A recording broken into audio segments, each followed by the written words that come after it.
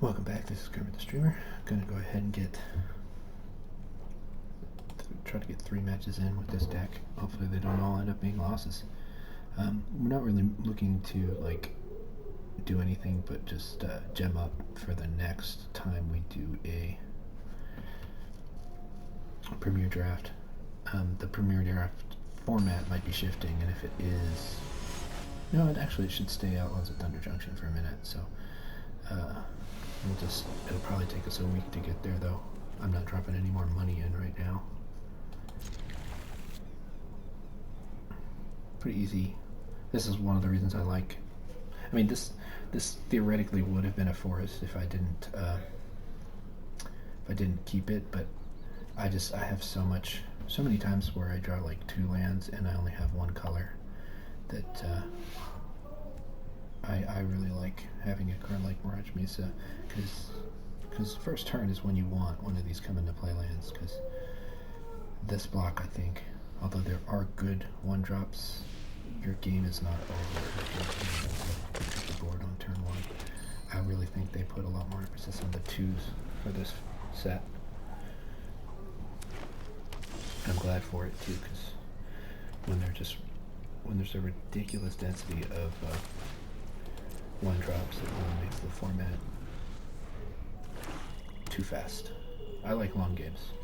They're hard and more likely for me to lose because they're so much harder, but okay, so he's probably gonna block, but I like what I can do here if I make both the Grizzly saddle up. This gives me a scry, so if he blocks,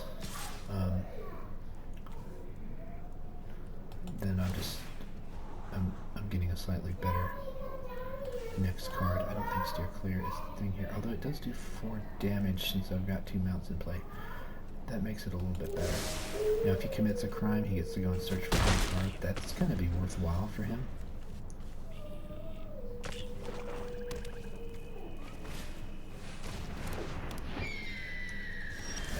Not happening right now. So this is good. We'll make a varmint, and right now the scrying... Oh wait, that's why I didn't block, because I've got first strike. That makes sense. So we'll go ahead and set him up, and also equip the GT on the Trained Daring so we can start putting counters on it. Probably blocks here. And the question is if I'm fine with that. I don't think I am, actually.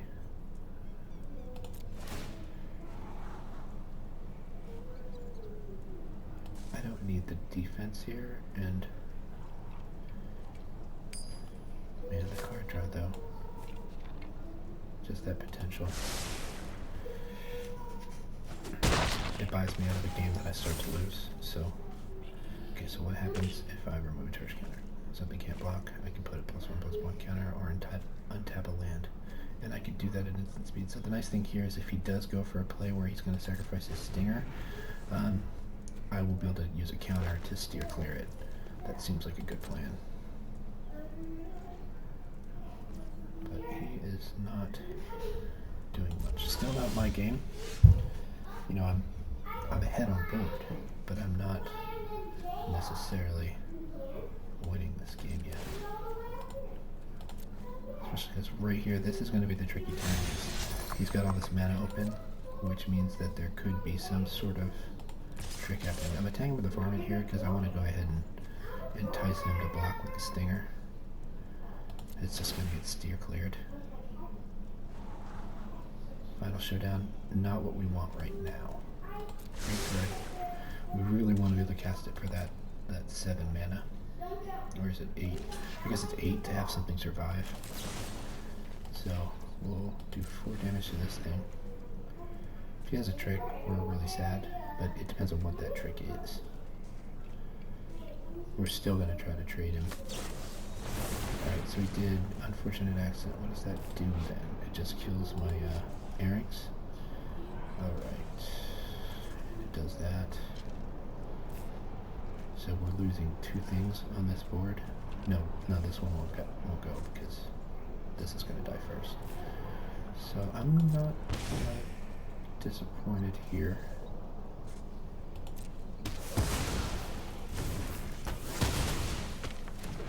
We just make our sentinel.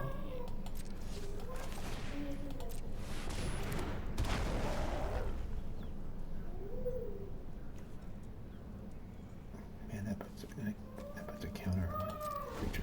That's actually nice for the grizzly here. Growing that thing will be useful. It's nice having Fell the Mighty in our hand, but with him, my opponent here playing black, I do think there's a pretty good possibility that discard could be a thing. Alright, so here.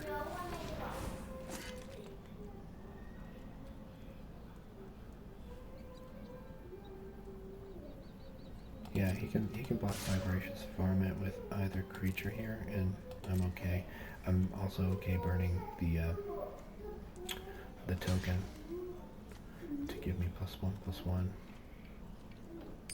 Yeah, okay. And this is the kind of board where Fell the Mighty is not good for me. I'm gonna go ahead and play this Plans. Because I want to start using this Red Rock Sentinel. Because anytime this thing deals any combat damage at all, I thought it was just player. That makes it a lot better even.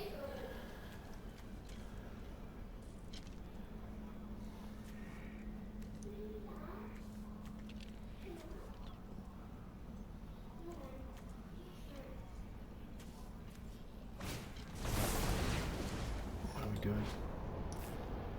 Sacrifices half the creatures they control, discard half the cards. So even though we're going to lose a card, I think we want to try to see if we can get a better card to discard than Fell the Mighty. And I think we successfully did that. We're going to obviously get rid of our Red Rock Sentinel here. And we'll drop a land.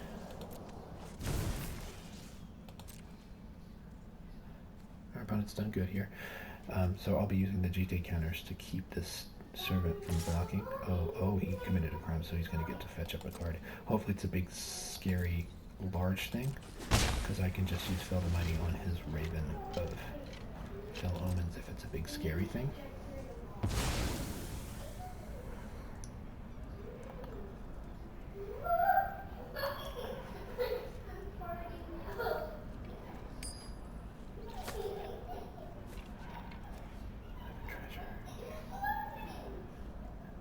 He doesn't even have to show me what this card is either, which is pretty neat.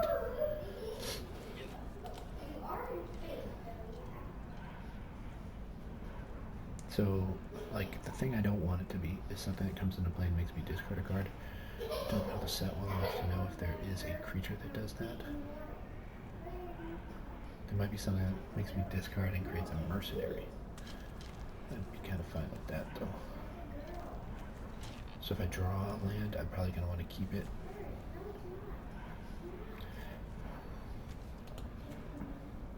There, but this deck is definitely lacking. It's some card draw. Trash the town is basically the only thing. Alright. So let's beef up for a big attack. Actually, we can wait. It'd be really nice if we could saddle this thing. Nope. Alright, so we're holding the land just in case there's some sort of strange discard spell. I'm going to go ahead. Actually, it's an instant, so like I'm in no hurry here. Let's see whether or not he blocks. And he doesn't, so we'll go ahead and throw our counters on here. I'm really worried in this instance that he is going to just kill this thing on tap. And I still get one counter back. now we get to find out what he got for his 6 mana. 7 mana? Something probably impressive. He could have gotten a spree card that lets him do awesome stuff. He could have gotten like back for more on Honest. Red Stain would have been really good before. It's less good now, but it's still playable.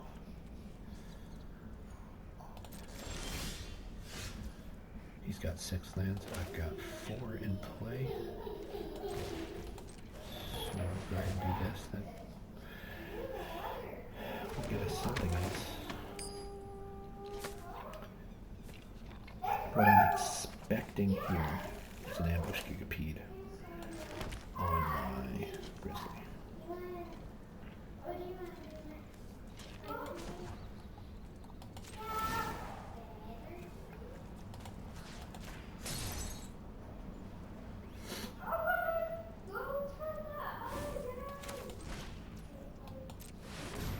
Could have just used the treasure. Probably would have been better to use the treasure, but we're gonna do what we do. Yeah, I mean, more than likely he's got something that makes this bad for me, but I gotta make him play it. Get it out of his hand. Oh, okay. Feeling good about this. We can use the last GT counter to prevent a blocker. Took Assassin, we didn't take any damage. He just needs the last one very badly.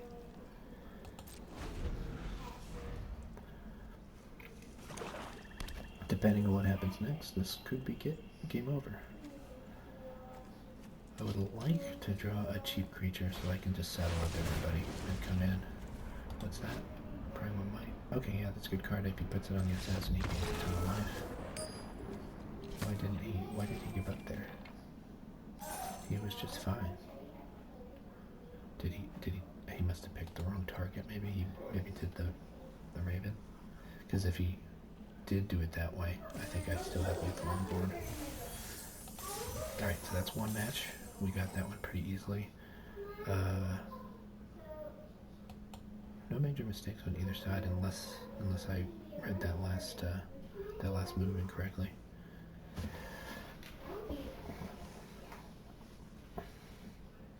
I was just noticing that I have the desert guy, and the maximum size he's going to be is 3/4, which is somewhat sad. I might want to go back and no, he can be a 4/5.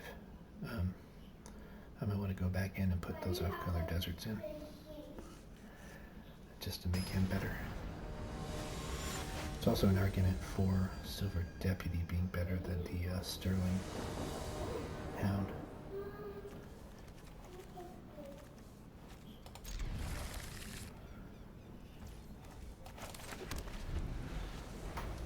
Yeah, Outcaster Green Blade. See, I took out 2 of my off-color deserts. They're still on-color technically, but some Trade Earrings attacks past the Ankle Biter, barring something like Take the Fall. So if we see an island, we'll be nervous. If we see a forest, and no, he can do 1 pointed damage to me as much as he wants with that thing. That's actually the most interesting thing about Ankle Biter this block. I think it's less interesting as a card that stays at home, and more interesting as a card that goes and deals 1 damage. I've used it to that effect with some of my control decks. Yeah, we still don't.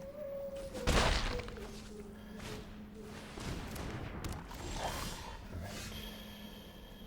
It's really lame that we don't have any colors. Not going to be able to equip the GT here because I need to steer clear that varmint if he goes to block. If he didn't go to block, I would know that he wanted to kill the GT. This sucks here because I didn't get to do my damage. So a card like Steer Clear is definitely intended to be a defensive thing, not used offensively like I just did. Alright, so this is really dumb that we're not getting mana. It's one of the risks you take. It's probably going to have you go down to 16 lands. But it's nuts here because I still have a nearly 1 in 2 chance of getting a land.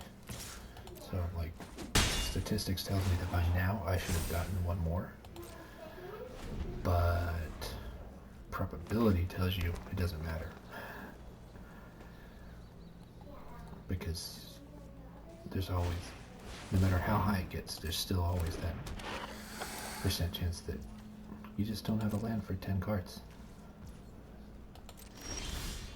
The best thing about it is you'll never know. Alright, so I think we just I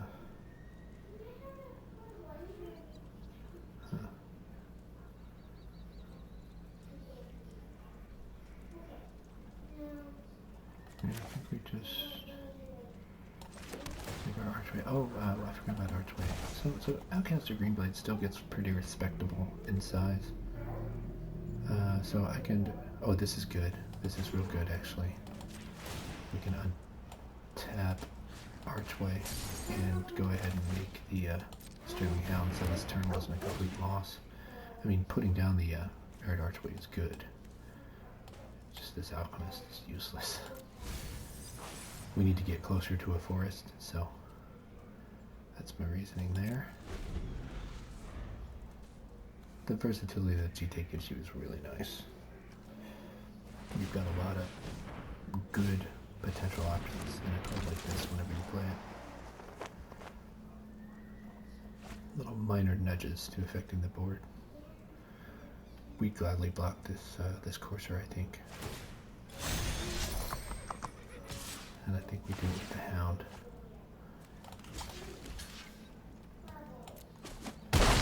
Oh, he's gonna get Jolene, that's good for him. But I'm gonna tether it probably.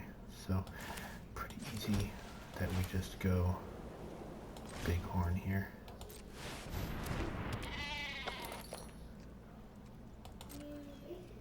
Yeah.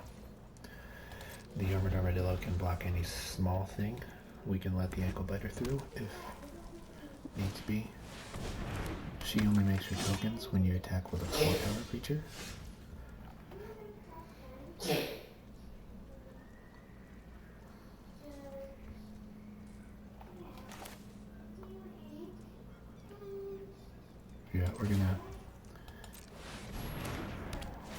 we've tethered this guy.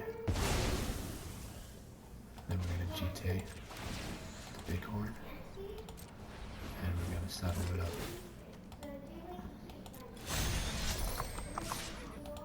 She probably blocks here. So we get a GT counter, and the board is effectively still ours, and we can actually play this Locomotive and have it do really good things for us, because it's going to give us access to our green, and then we'll get more green from the Greenblade, and it'll be a respectable 3/4. And that's all assuming we don't draw a Desert Dominant Straw Face. So, oh, we got a forest. That works just fine too. So, I think our sequence here is make the Greenblade. That's the best. No, let's do the high upside play. Thing about the Locomotive, it's a vulnerable card type and an artifact, but it is also a card that is somewhat resilient to sorcery speed removal, being that it's a vehicle. That's, to me, the main benefit to playing vehicles ever, is that they can't target it most of the time until it's a creature. There are decks where that's more or less the case, depending on certain things. So, and then the other thing that's nice is if they do have some sort of board wipe that wipes everything but the Armadillo off the board, then I still can get this thing activated and get it to attack. Oh, this is the worst. That's the absolute worst thing for me. So what I can do before this GT goes away is I can just go ahead and make my Armadillo a super block. Oh no, I can't, because it only takes the equipped creature. Oh well. Well, there was nothing better I could do with that.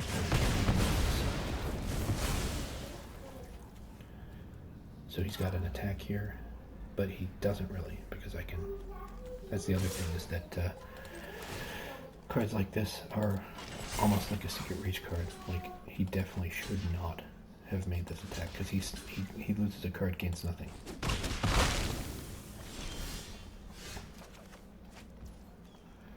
That's one of the secret benefits of playing vehicles too. So we're not in a hurry here, so we may as well do the card that grows our ring blade. And then the other thing that's nice about vehicles is kind of like just like mounts. You can use a summoning sick creature to make them do their thing. I could have crewed it with the armored armadillo too, I think.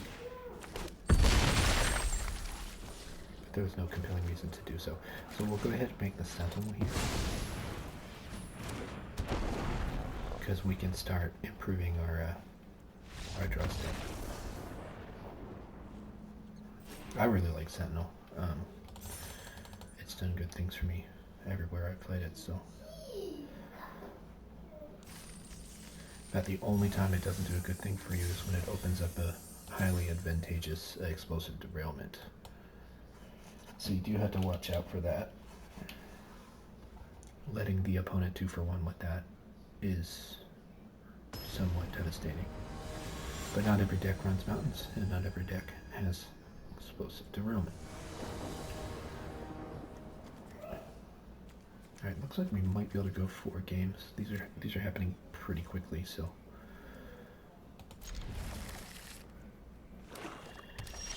So, our great first turn.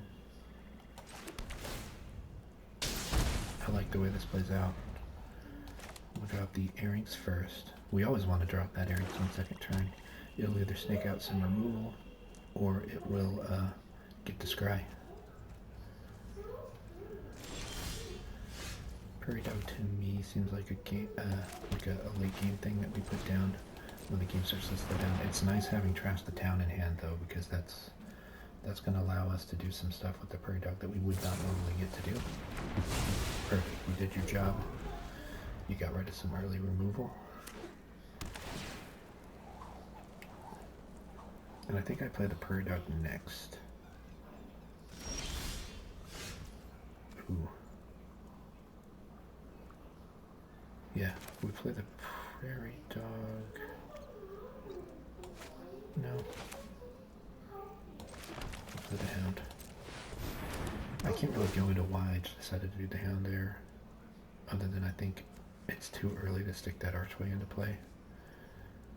This is going to be cool. We get rid of the forest we don't need.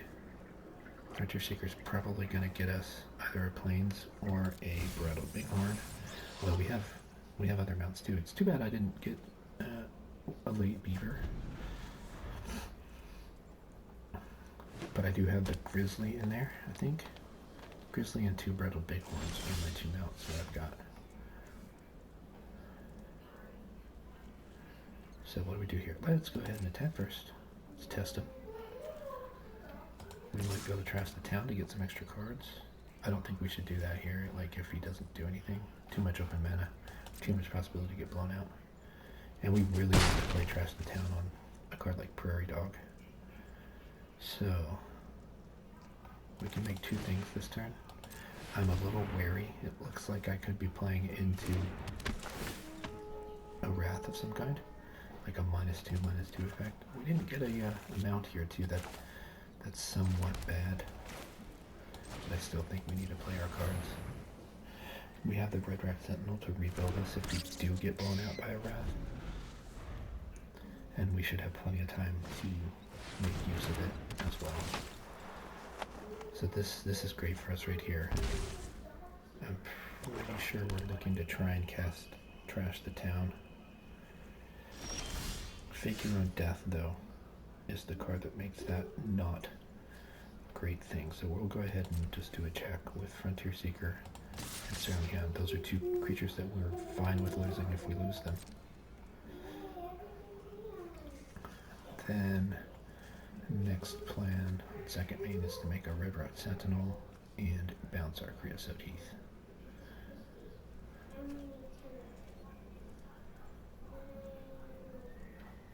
would expect him to block this hound and play Figure on Death.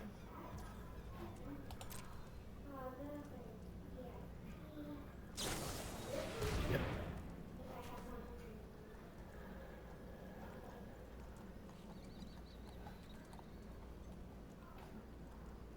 Yep. So that's pretty good for him. Because he gets the Plunderer back, gets to draw an extra card from it, and kill one of my things. It just wasn't a thing that was vastly important for him to kill. So I think I should have left the forest open. That was a mistake on my part. Ooh, that's great. So he got a bunch of extra cards, right? Thanks to the Plunderer. But if you play something big, I get to really blow him out by casting Mystical Tether. I would not say that that's big, but it at least is on parity mana cost wise. I think we just stall on this board though. Yeah, we just stall. We're gonna grow the Prairie Dog if we do. We're also gonna have to start using this Sentinel to draw cards and make treasures. I can attack with Frontier Seeker, that's totally fine. Even if he does have like another Figure on Death. We're not saddened by that.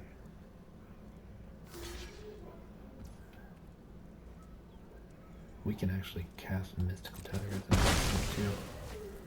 We've got enough mana for it. So we didn't play a spell this turn, so we get to grow our Prairie Dog. They probably have an answer for this Prairie Dog. That's why it's nice to have the Sentinel, because we're gonna be building our resources. So I could tether the Grizzly in response to keep him from getting a card, but neither of these cards is one that I'm particularly afraid of. I can even take a little bit of Grizzly damage. All thanks to the fact that I have Prairie Dog that's going to be getting me life.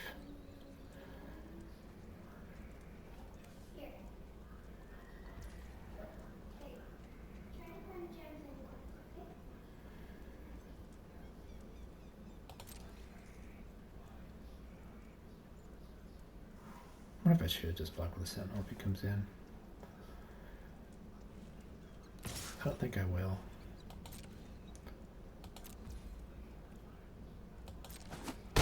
If he did play a trick of some kind, I always could have just Mystical Tethered in response, but I really want the extra cards from this Sentinel more than anything, and I really don't want to get blown out by something like Serpent Skin Veil.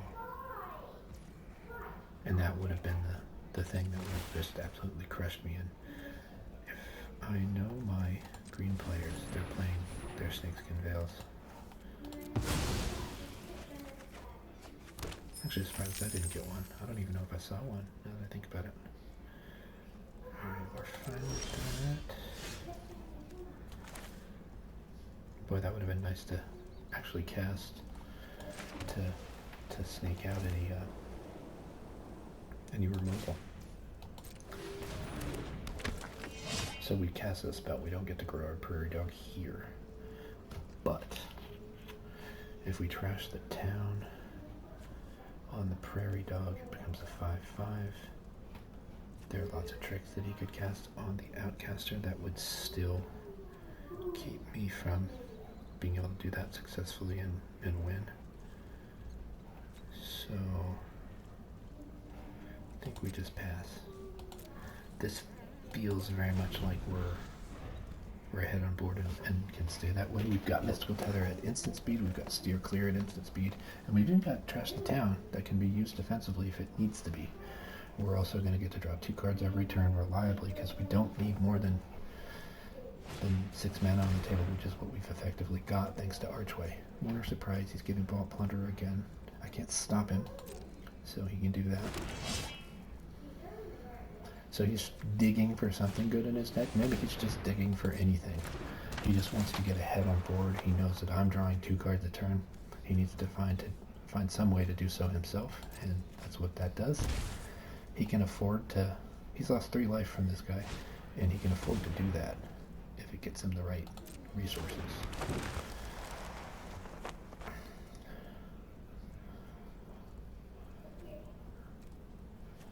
We're in a game state here where I could definitely be excited about casting my Wrath if I draw it, the Fellow Mighty. And I'm really excited about getting the chance to do the big one, Final Showdown.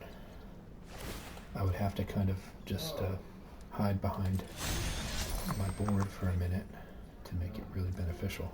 So here he's attacking. And he has a treasure, so he can still make a Serpent Skin Veil. So we'll call him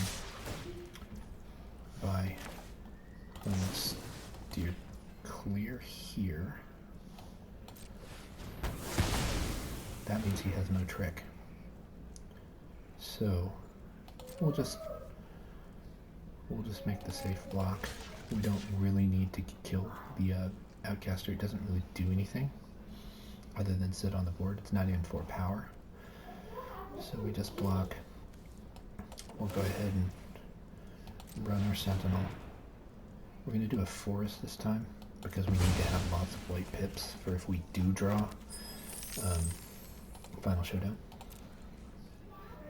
Treasures are doing that job for us too, though. And they're doing it very nicely, I might add. What are we afraid of? Something that does 1 damage.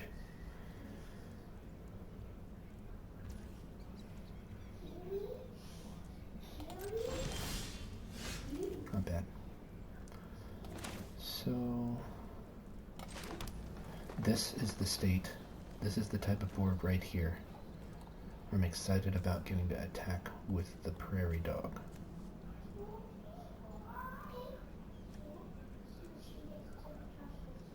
Yeah. So I have a lot to gain. If he does block, I can trash the town, kill the Merc, gain a bunch of life, and then play a Tumbleweed Rising for like 5. Yeah, so let's trash the town, do this, do this and this.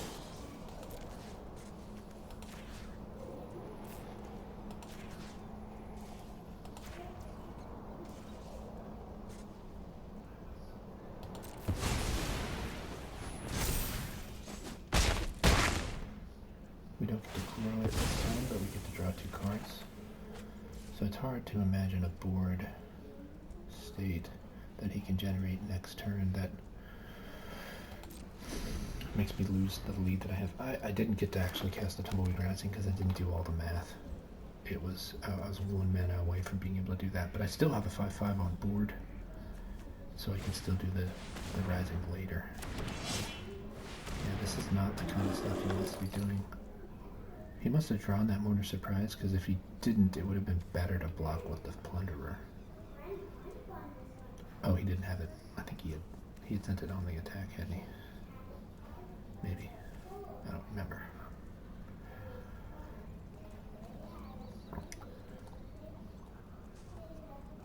So this is the kind of hand I really like. We've got answers, 2 Mystical Tethers. And the nice thing about those is for 5 mana, you do get to cast those at instant speed. This is a board where I can just sit and wait, too. Which is a thing I like, which just grows our Prairie Dog. I think I will make a 5/5 for 2. And I'll play a GT and equip it.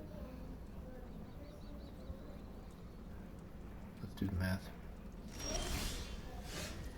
Okay, that does change my plan a little bit. I think we just make the big horn. The 5/5 is fine for a 2 deck. And we'll pass that.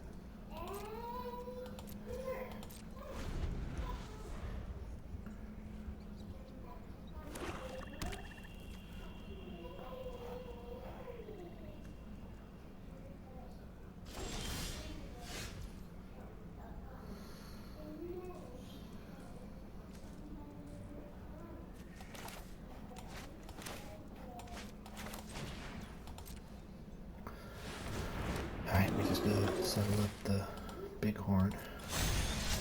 attack with these two. These sheep are gonna pretty much be, you know, nothing, but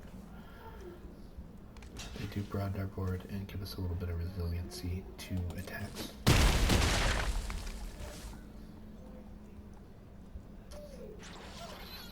We're making GP now. And basically we're saving the 2 mana to be able to lock something down over here. Next turn we can give everybody trample and basically just win.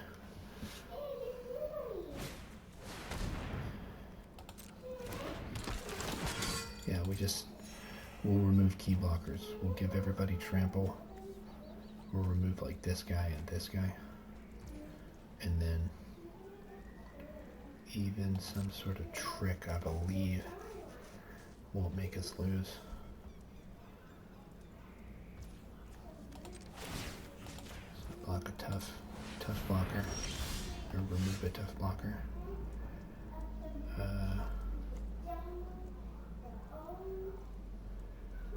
So many things to do.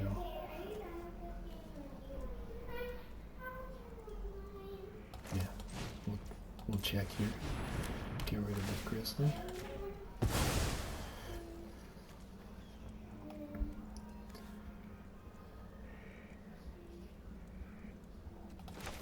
Get rid of the outcaster.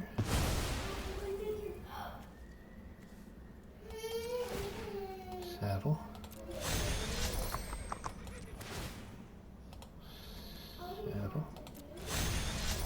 Now everybody's going to get trample. Let's go ahead and make this and make it white.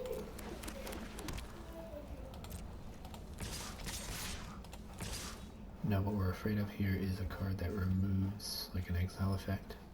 He shouldn't have 2. That's what he really need to stay alive here. Alright. Doing great so far. I don't think we've made any like brilliant decisions so far. We've actually been playing pretty conservatively, which is how I like to play. I like to just be in control of the game the entire time, and I feel like that's very much what's happened here. So one more game, and then break time. I'm not even sure that I'll finish this one today. I'm a little behind on posting because I did so many back-to-back the other night. I've basically just been posting one series in the morning and one series in the night. This is bad. This is real bad. But they're going first. And because of that, I'm going to keep it. Probably a bad decision, but we've got nearly a 1 and 2 chance to draw land. We've got 2 turns to do it.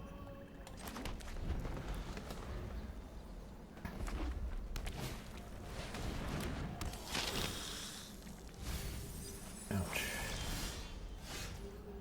Alright, so bad things. So the card we get rid of is the most expensive thing in hand. And we do get on the board next turn. So it's not a complete disaster. So if we get planes, we're happier. But I still think we need to cast the card that uses our mana the best. So it's Stripper Grizzly, then next turn it's Bighorn.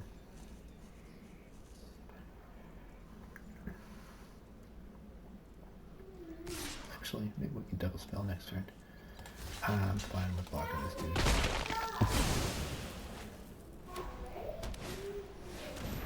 This card I love so much. We don't have a lot more mounts to get with the Frontier Seeker, but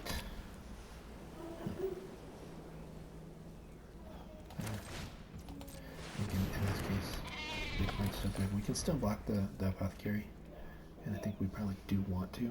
What that opens us up to losing, like not really enjoying, is if he's got that Reanimate card that gets 2 cards back. I think it gets an Outlaw and then something else, so it would get the Warlock and it would get the Vampire. Not an overall like crazy impressive sequence, but it would still hurt. Alright, so now we have 5 mana, and I think it's pretty obvious here that we go Sentinel and Earrings. We can just block the apothecary. And we do have to kind of pay attention to these mounts. Some of them, when they're saddled, their effect happens. Some of them, they must attack to go. Most of them, they have to attack to get whatever it is. But that green one, actually, when it's mounted, gets to do the mill. And that's actually really important because you don't have to commit to the attack until you know how big the guy's going to be. I forget that every time I play it. So we did get one of our wraths. Arguably, I'd say it's the less effective wrath. We're going to play the varmint. One of the nice things we can do with this varmint is we can sacrifice it as instant to get rid of rakish crew, so he's not going to actually get the benefit of having rakish crew. We want a scry here,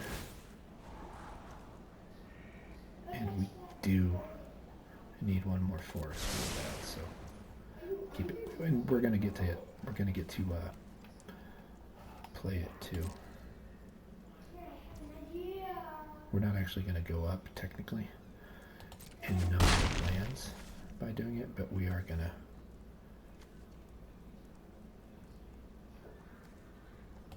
Maybe we'll wait a turn to do it. Yeah, we'll wait a turn to do basically all of these things. Because we want the mana to get rid of that rakish crew if we need to. We don't have to, but at any point, if we need to, we will.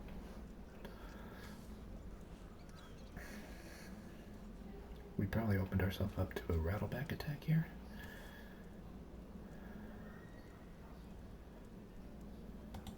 Such a neat card. They did really well with the art on this set too. I mean, whoever's making their hats, they are very good at their job. The flavor in this set is just so wonderful. They did everything right. They even named some of the cards really well. Alright, what is that? So he's doing 5 damage to this. Sucked for me, but we can go ahead and... The reason why I'm going to go and remove or sacrifice the forest here is because I want to try to get 3+ planes whenever possible.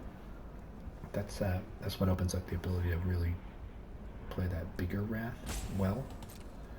It's going to lifelink here, which sucks for me. Then he gets to attack for 4 and go up 3 life. Oh, yep. Mm-hmm.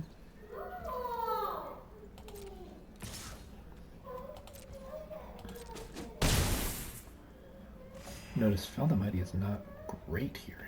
Kills 2 of my things, 1 of his. I'd have to target the Merc. I mean, I could target my varmint too, but well, I guess that would be nice, targeting my varmint, because then I get to keep my varmint. Alright, so now it would be real nice to get another thing. I'm holding back the sentry because if we do wrath,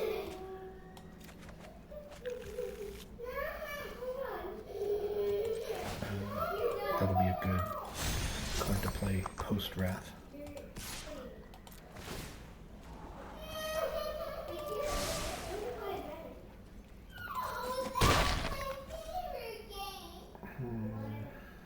We'd have to burn the treasure to play the sentry, and like I said, we're keeping that in hand just in case we do have to pull the ripcord and play Feldamighty. This is a fine card to, like, if we had a board where it was just like, say, Seeker or Varmint on the table, it's a fine card to 1-1. This is just not really the thing that we want to 1-1 at the moment. But this is better. You know, every time we play something else that's 3 or more power, we are looking at a point where it just gets so much nicer possibly to clear this board and just go, no, let's do a slight reset.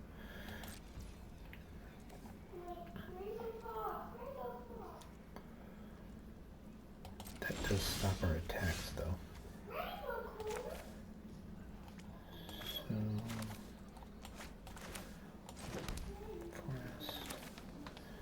We'd like to surveil here.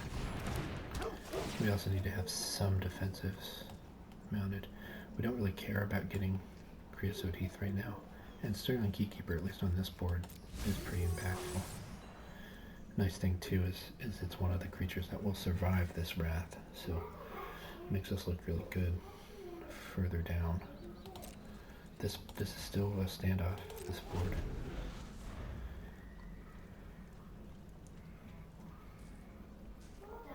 We're going to be pretty aggressive with, we're going to be pretty open to piling our creatures in front of anything that he attacks with. Like, here's the point where we can get rid of both the Earrings and the Hound, because they're both cards that would die to Fell the Mighty. So they're way less valuable to us right now. But this situation is nice here because we can do like a double block situation, and if he does blow us out with a trick, we're less inclined to be very upset about that.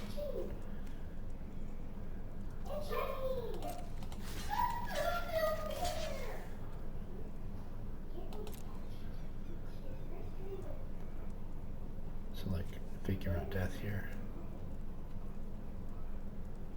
And he's got to be going, what's he doing?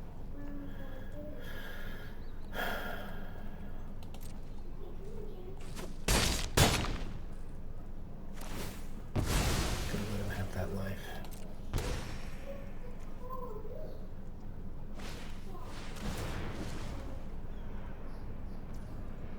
I'm not thrilled about that. We're losing on Plains and the Bristleback Sentry. Bristlepack Sentry.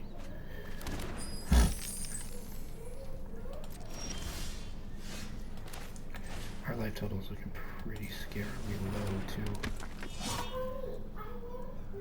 I'll go ahead and try to get rid of the Apothecary here with the Varmint.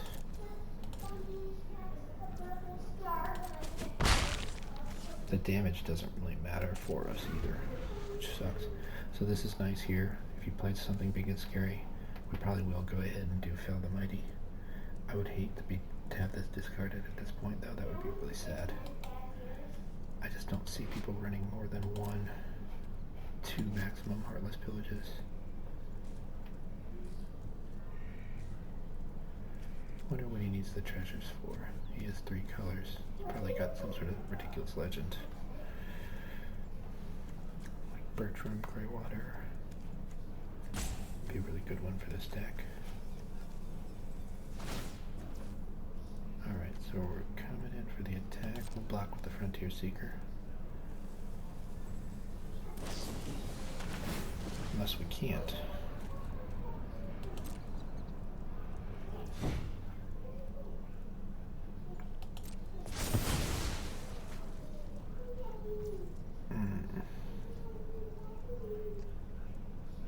And that's not good. This is one of the reasons why this Apothecary shines. The option of going Menace or Lifelink, or if you really get there both, is really powerful. And now Rakish Crew is just looking really scary. I still do not want to burn Trash the Town. Or sorry, Fell the Mighty. But I do want to burn Trash the Town. So I think what we're gonna do, we want to leave enough mana to be able to Sterling Keykeeper his Apothecary.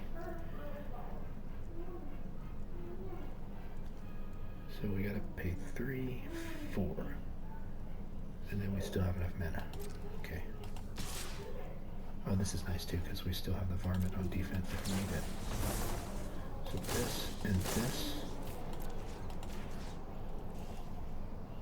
Oh no. Yeah. I thought he still had the Mercenary to block. So we'll do this. We get blown out by, I don't know what, he doesn't have it anyway. So this is not fantastic for us because we're still so far behind. But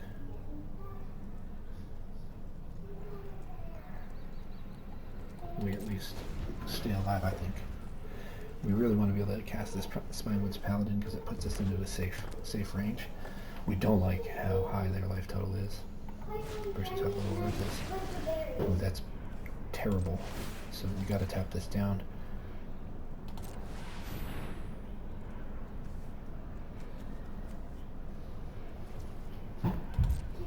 If he gets to sacrifice this Keykeeper somehow, like if he, what can he do? Fling it? That would really suck. Not the end of the world though. Getting a tap down that Apothecary is everything here. That's kind of a nothing that he just did, I think. I'd say if he were able to attack and then make the flying 2/2 lifelink, we'd be pretty sad. Because he'd get to kill the varmint. In response, I would get to kill the crew though. Yeah, so he's gonna make me either take some damage or kill my own guy. It's lunchtime. Is it lunchtime already? Yeah. Oh yeah, it is. Okay, yeah, let me finish this match and then we'll do lunch. Okay.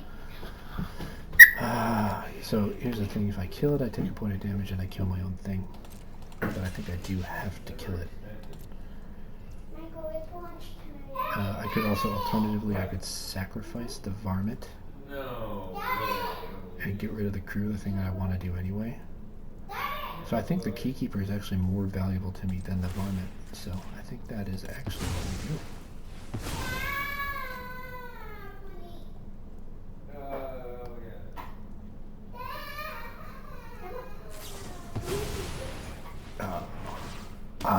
Darn, he got me anyway.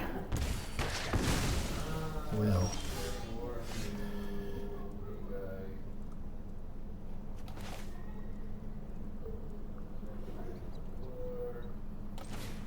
Not the best, but I'll take it.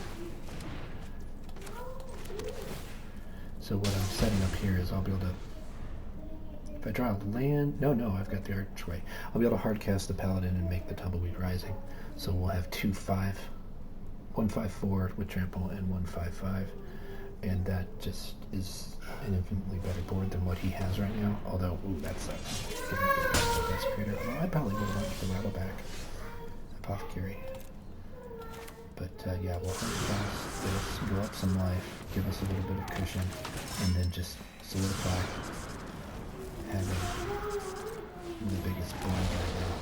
So right now we're really excited about if we can get our Prairie Dog, because we're in the state of the game where we're going to be passing the turn a lot, and having a life being guy, or life link guy on the board will be good. Okay. Yes, Kira? You're almost done. Almost, yeah. Well, I'm just gonna... I was waiting on that. I can't hear you when you talk in that high-pitched voice. What? When you talk in that high-pitched voice, I can't hear a thing. Okay, Chris. You wanna play a different game? Sure. No, that's unfortunate too. He kept me from getting a counter. And he's getting this guy bigger so that a menace attack is really nasty.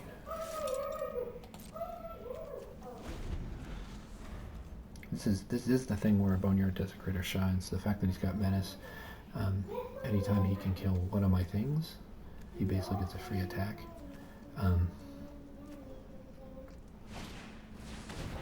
Oh, that's a great card for his deck. And I'm in the low life total where that's really kind of frightening. Because he can just win this game by casting the Crown and hitting me for 1 consistently. We'll get the Mesa because that's going to grow the Outcaster.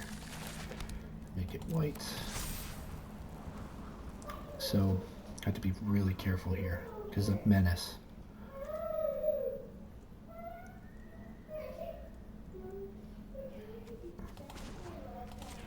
We can't afford to attack with the Bighorn, even though it gets us a thing. We have to tap another thing down to get us the 1/1, and the 1/1 just doesn't really matter on this board. So we want to counter on the GT.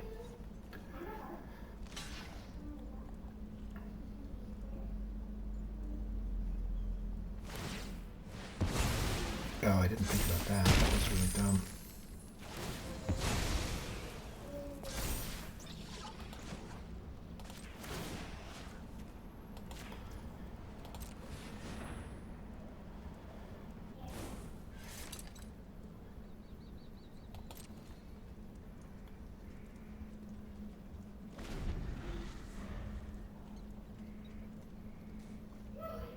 Yeah, I'd say that was bad. It's better that it was that than the Spinman's Paladin, but I think the Raven's gonna kill us here. I do have to attack. No, I don't. Yeah, I kinda do. Oh, thank goodness.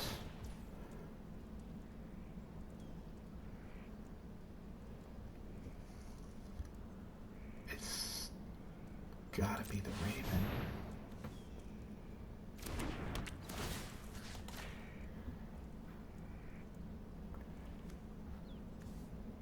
Getting the Desecrator.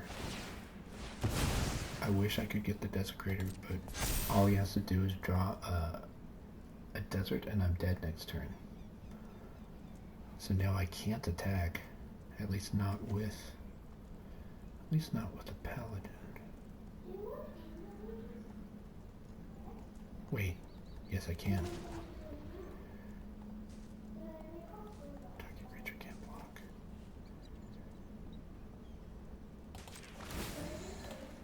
Whoops. Yeah, target creature can't block. I gotta get some damage on. It sucks if he draws a removal spell, and I'm just toast. But I'm toast in any situation where he gets to attack with that Boneyard Desecrator, I think.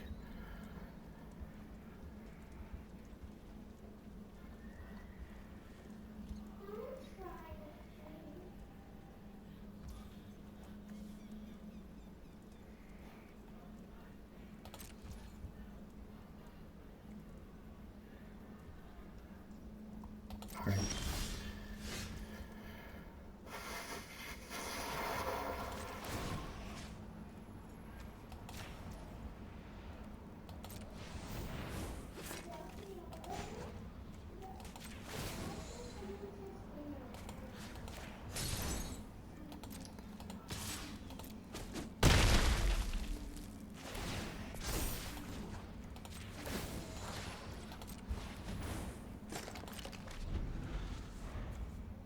Gotta represent that we have a trick.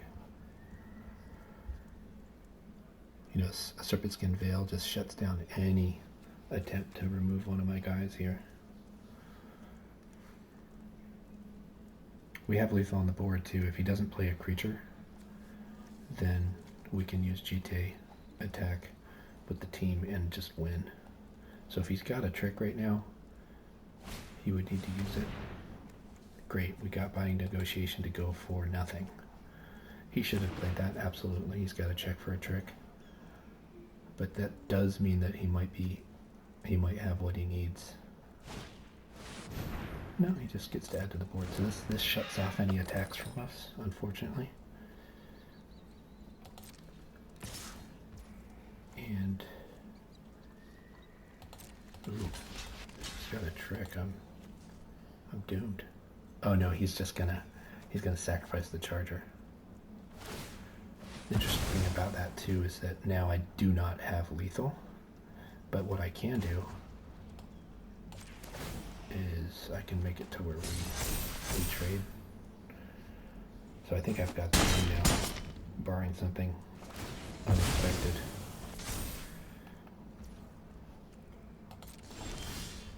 So a haste creature could do the job.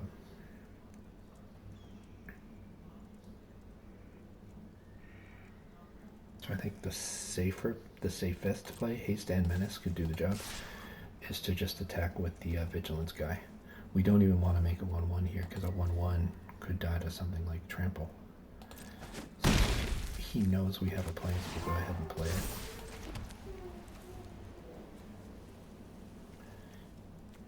And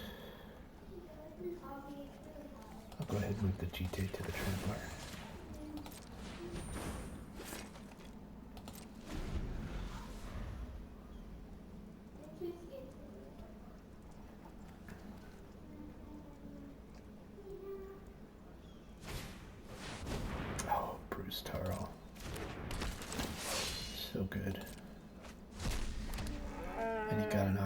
too, which is exactly what he wants on this board. So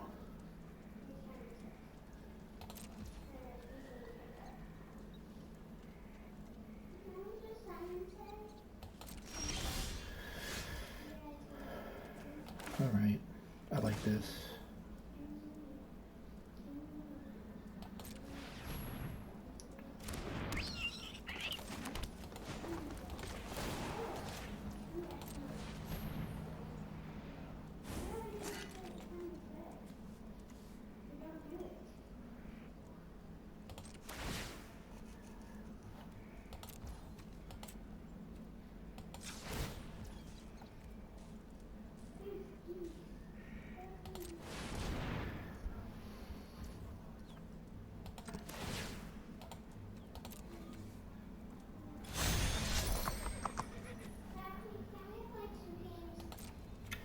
We're getting a 1-1. Not exciting, but useful.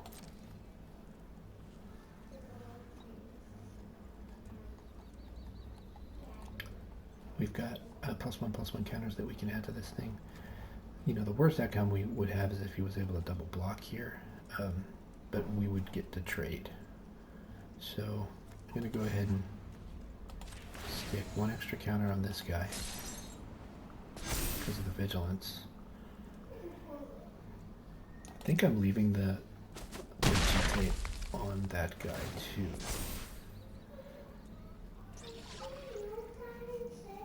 Yeah.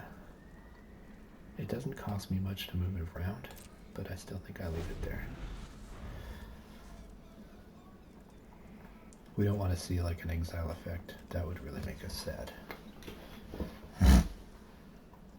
But we've got a jump blocker if we need it. That's obviously going to go right on this guy if it needs to.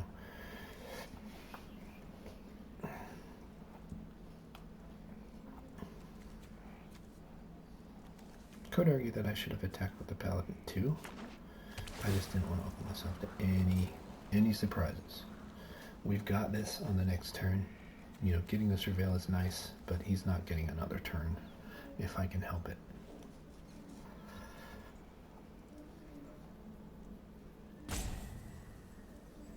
I think he's just going to have to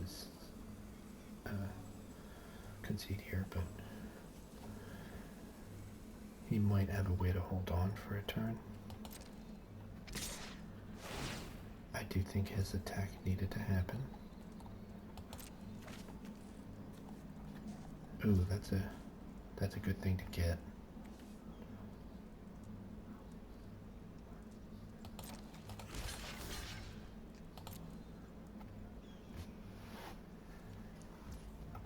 But I don't think it's going to be enough.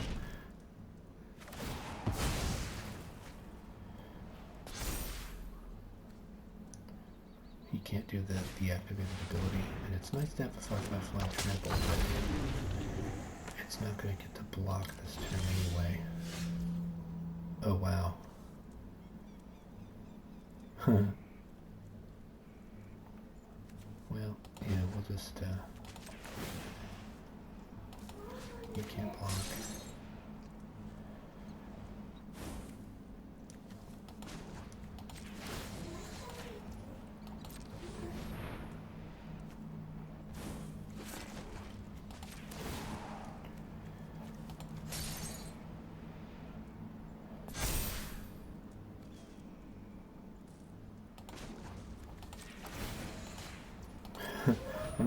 I'm really not doing this to troll. Like, this is probably the best sequence I could do that gives me resiliency against any potential shenanigans.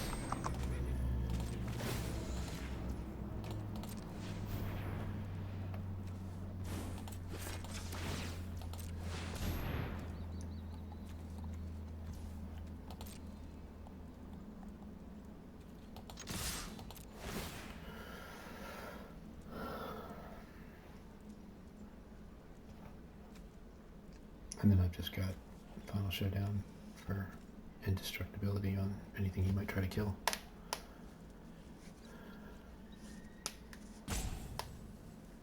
So he'll probably chunk block against either the Dillo or the Bighorn. And if he had a kill spell, just doesn't matter because either 6 or 5 is getting through unless he's got something that magically allows him to kill 2. Like, I don't know if that green fight spell is an instant, but I've got Final Showdown as an answer to that, so we'll be just fine. He's just going to drain the clock, I think. Played a very good game. Like, this is the kind of thing, when you see a graveyard that's this full of stuff, you know that there's been a game. You know, there's a pretty long and crazy story. I'd say the cards that performed really well for me, I think, are Red Rock Sentinel and surprisingly Sterling Hound. Sterling Hound, I think, allowed us to pitch a desert that we didn't need at just the right time, and it just made sure we knew we were going to be okay. This the combination of Rattleback, Apothecary, and Raven of Fell Omens just is really good. We made some mistakes playing against Boneyard Desecrator. Like, we should have been fine just letting that game go long, and I shouldn't have ever tried to attack with my 5/5. It's scary though, because this was what he was looking for to try and beat me down, and it very well could have happened. So the opponent's just going to run the clock out here. I'm going to go ahead and go. Kids want to have lunch. I do too. Have a great day. Thank you for joining.